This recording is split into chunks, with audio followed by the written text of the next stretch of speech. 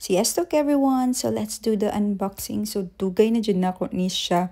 Sige, i-manifest pila na ka-years. Sige na ko ni siya i-check. Or usahay mo ko sa mall, i-check na ko siya. Pero I know, dili pa na ko afford ang price. Ani, medyo pricey, but the quality is really good. So kani siya nga design sa Birkenstock is Arizona.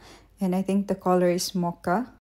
So, giapilan po na ko kung banana bells, guys. Abi pa lang gold digger na kay ko. Pwede rin po ko mahimong sugar, mommy. Charot. So, muna siya, guys.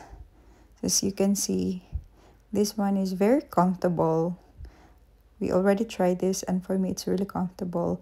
And you know, as a pobreng anak, bisag Spartan sa una, di pagid mi ka-afford, guys. Kung maguba man among mga chinelas, butangan na nag-alambre or lansang para pwede pa magamit. O, diba? So, karon medyo layo-layo na kita kayo ta, guys. Nasubra na kita ka-ambisyosa, no? Kay mag-manifest na kita maingani nga mga slippers.